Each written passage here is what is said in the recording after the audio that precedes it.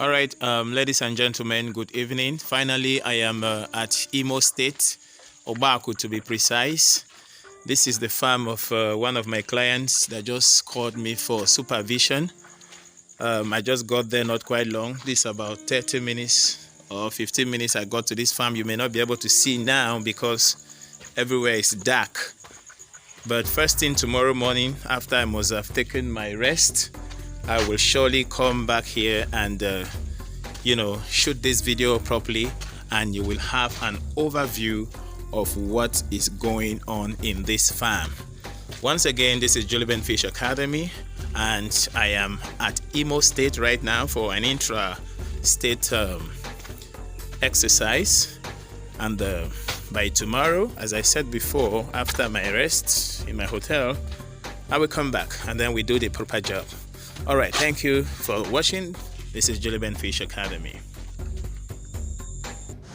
All right, good morning, ladies and gentlemen. This fresh morning, I'm just leaving my hotel room right now and going straight to the site for the inspection process. Ideally, you need male and female to hatch. Your male is expected to be at least 12 months. Female can span to like 18 months so that she can produce enough eggs. Then you now do the hatchery. Get your first batch. And fly. Yeah, now, from the ninth question, Yeah. the due time to feed them, they will discover that there was a time we were, after changing the water, Yes. we'll try to top the water to at least a particular level Yes. before we now change it, feed them. Yes. So during those periods, when they were small, everything was going on normal. Not until when they start growing after a month plus. Then after changing the water, before 10-15 minutes of trying to top the water, they start eating each other. Okay. So what we now did was we start giving them, just after changing the water, we pump water, just pump some fresh water Yes. at least Yes. To a level. to a particular level. Yes. Now we start feeding them immediately. Okay. So what is your question?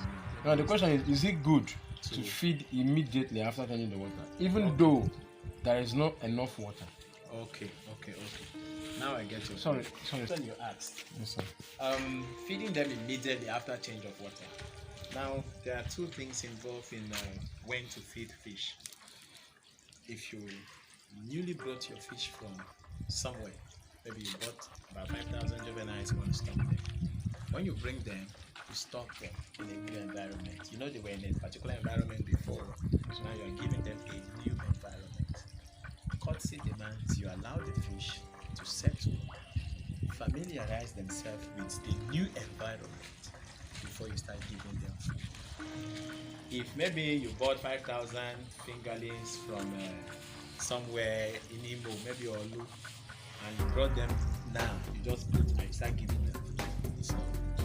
It's not good for their health. Some will eat, but it's not good for their health. It's just like somebody that has been running, doing race, and she just land because they give her food. He needs to rest first, acclimatize. When the system has calmed down, then you give food. The food will now go well and do its job. So you give them time to rest. When you are bringing them in for the first time, give them time. Go ahead and carry out the farming from juvenile to whatsoever level you want to take them. It's better to have a coverage. If you can build a coverage that can cover the roofing of this place, it will save you a lot of situation, a lot of bad cases. It may not be concrete. You may just use wood to raise them at each point and then roof it. So it's going to take you money, no doubt, but you're going to enjoy the benefits. During rain, at times rain comes very acidic, especially early rains after a long period of dry season. Those water droplets that are coming from the atmosphere, oh God. Even us human beings, it is not advisable to allow first rain after a long period of dry season to touch your body. Why? Because you are in a community where you have industries that are evaporating or releasing toxic carbons in the air, chemicals from generators, from different places, all of them go to the sky. So when the rain is about to start after 4-5 months of growth, it dissolves with all those chemicals and then it falls down. And if you are under that kind of rain, it falls on you and sinks into your spots. Before you know it, you start having health challenge. So first rain is good to run away from it. But the second, third one will not be that toxic because it has reduced to a level. So imagine your fish now collecting that water, those water from the atmosphere.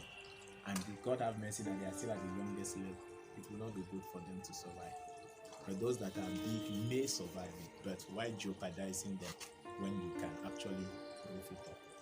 So that's the advantage. It will go a long way to save you from sun, save you from the acidic nature of the water that is coming from above, and also save you from predators. You have this net, so you don't expect any bird to come and pick fish from here. He has to pass through this net if he's strong enough to do that. So that's the advantage of having a roof cover, and you will surely enjoy it. You too can even have that roof cover and be walking in your pond during the rainy season without any fear of waiting for the rain to finish before you come out.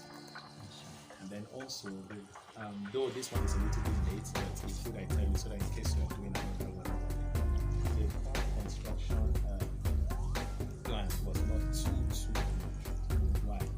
Because you don't really have. But those ones you can always do that when it's not difficult. You can just do the job and then. In fact, that's the area I work. I'm a plumber. Fish farmer. In fact, if you check my channel, you'll see a lot of things I do. I'm a carpenter. I've gone through a lot of trainings to package myself to the level I am right now and do the work I'm doing. By next week, Saturday, I still have another appointment in Lagos. That one I'm going there for to start up a farm for somebody. Though the person is in France. She wants to start up a farm here so that when the time comes she can come down and know what to fall back on. So she has sponsored everything. By Saturday I will be there to start up the farm for her. I'm going to construct a tackling pond for her. So not the normal ones you see around, not always special. I have it on my channel, 3,000 liters capacity. It's small. It's small. This one is too big. It's small. 3,000 liters capacity. That 3,000 liters can take you just 300 fish. She's doing it at home. So in the back of her yard and all that. So extort like 2 or 3 of that one, oxygenated form of water supply, different things put together, and that will take me for like close to a week. That's why when I told you about that, I was like, God, hey, wahala. So, but it's okay. It's okay. The good thing there is that I'm impacting in this family, and I'm passionate about it. That's the good thing about it. It was all about money. And we truly appreciate it. So, sir, though the belief method is duly noted, but here we were like asking if there is any other medicine, like a medication that we can use or apply in case of emergency, apart from bitter leaf. Yes. Well, I am of the school of thoughts that I don't use any chemical for my fish. Okay. Not even antibiotics. I don't. I only use bitter leaf and salt to treat my fish. I don't buy drugs or chemicals to give them so that they will recover, because those drugs have their they will recover, they have their side effects. I am looking at a situation whereby I can train fish naturally and comfortably stand and say I did not use any form of chemical to treat, to make them grow fast, and make the people outside there eat and live longer. Sorry to say, the common headache drug we take, paracetamol, when you have headache you take, it will relieve your headache, but it also has a side effect in the body, though it will be very soon. You know, the more you take, the more it has effect. You may not notice it now, but now you're well. But later on, with age, the adverse effect of your youth will now come at that point when your immune system has gone so low that you start having one effect of the others. So even me, as I'm speaking, if I take any paracetamol, it would have been a headache that I've spanned for 2 days. Because when headache comes, I'm tired. All I need to do is to rest, and then it goes. If I rest for a day or two, it does not go. That's chronic, and I have to take medication just to let it go. So in the same way, I don't give them any form of antibiotic, any form of vitamin that is in form of drugs, because the feed which they even buy from the market already have some of those things. That's just the truth. The feed that we buy, Blue Crown, whatever you call it, they have those fertilizers already. Now imagine you adding more because you want to make more. It's not too good. So that level alone is okay for consumption. But you know, even in the water you see, as you speak, there are bacteria inside. Those bacteria play a good role and also play a bad role. That's why when I was telling you about the aquapon at the back there are 2 types of bacteria that makes water good for farm. The first one is the nitrosomonas. Then the other one is the nitrobacter. The nitrosomonas will go ahead and convert the ammonia, which is NH4, in your pump into nitrites. The nitrites is converting it is still not healthy for the fish. So it can cause problem to the fish. There are still bacteria in the same water that will now convert it from nitrite to nitrate. The nitrate we are talking about is healthy for farm, but not healthy for your fish. And that is why you have to evacuate, because the feed and their defecates contribute to the ammonia content we are talking about. That if you allow them in that situation for long, it will cause their death or make them prone to sickness. There's someone that is changing his water almost every day, hardly gets issue of sickness. Because once the water is dirty, you are invariably making them vulnerable to any infection. So it's best to evacuate. And thank God you have a farm here. As you are evacuating, it's going to the farm and it's helping the farm grow. That's the good part of it. So that is that. So but there are different types of bacterial infection. Dropsy. Dropsy is the one that will make the belly really big. Just you see the belly, we just float and then the tummy will just be very big as if it's pregnant. Everybody said this fish is pregnant. It's not pregnant. It's a bacterial infection that affects the swim bladder. So as the fish is trying to breathe, there's no in and out movement. So as his breathing is expanding, it will only take a veterinary doctor to locate where the swim bladder is, deflate the swim bladder, and then go ahead with the treatment for the fish to recover. Or if it is early detection, put it in a salt solution. I've told you how to get the salt solution. Put it in a salt solution and it will go ahead and separate the fish from that challenge, because you're indirectly increasing the concentration of the water surrounding the fish. And that's what they call diffusion, movement of water molecules from the region of no, that's the osmosis. Diffusion moves from high to low. Osmosis moves from low to high. Now the concentration of the water in your tank when you put salt is higher than the one in the fish. So water molecules will now leave the belly of the fish that is looking big into the pond, thereby reducing the belly of the fish. And that process whereby water molecules move from the region of low concentration to the region of high concentration, that's osmosis. Diffusion is from high to low, just like if I bring a rotten egg and I put it at that egg. This place, the air is not polluted, but within a few minutes, you start perceiving the rotten egg smell. That's because it moved from a high concentration to a low concentration. So that's what the salt will do. We are raising the concentration of the water so that it will. But that works only when you detect it on time. If you don't detect it on time, there's a high chance that it will die with it, even though you put salt. And that was what happened to one of my cases on my video. And I still uploaded it. It died though. Late detection. give him the treatment. I usually video my treatment, whether it's successful or not. Video it. I finished the treatment, the fish still died. I still uploaded it. What some people will say, why stressing yourself killing the fish? Throw it away. There are many fish everywhere. Throw it away, and that's what some of them do. Euthanasia. Once he's sick, oh yeah, go. They'll be training this one, oh yeah, go. But me, I'm passionate about saving their lives. I feel for them. I feel their pain. So I want to take them off that situation. And that is why no matter how small the fish is, I always want to treat. Always want to treat them. And that treatment failed, I uploaded it. Somebody was like, for you to even upload failed treatment, it means you're actually genuine in what you're doing. Because some people will just use it as camouflage, just to attract your attention. What the good ones will upload.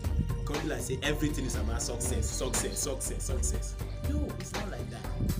The ones that fail, upload it. Let the public know why it failed. And also how to prevent it. Exactly. So that when they are going through the same process, they will not be wondering if you are playing wayo or you are just trying to go online. But the fear of the child level is cheaper. You not charge them as you are coming.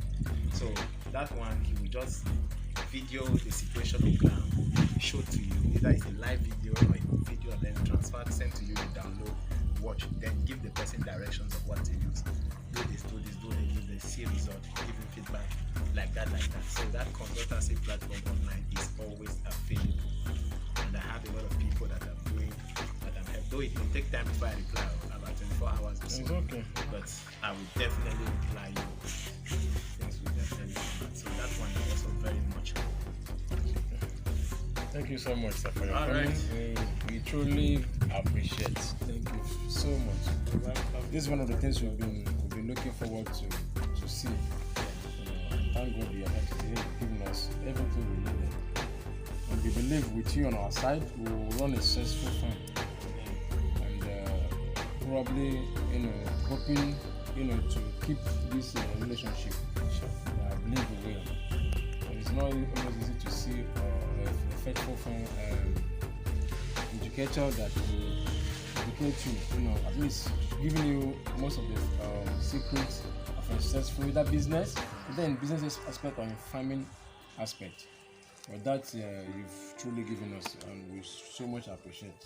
Thank you so much. Right. So once again, I'm happy I came to your farm, and for you guys viewing us in any part of the world, this is Obaaku, right? Obaaku, yes. Obaaku in Imo State. Now, this is a farm that just began January 2021, and I think they are into this farm for about 7 weeks now, from the time it was stocked from juvenile level. This is about 7 weeks old now. So you must have heard and seen all the interactive parts, the question and answering we have gone through, and how to make the farm grow to a better height. So it's all about being determined to make it grow. If that determination is not there, you find it difficult to achieve. So you viewing us outside there, if you're motivated to start a fish farm, feel free to call the numbers you see on your screen. Call those numbers, they belong to me. I will answer you, and then from there I will help you kick off your farm and give you the best support you need to have an effulgent farming system. And trust me, you'll be happy you did. This is Juliben Fish Academy. Thank you for watching, and God bless you.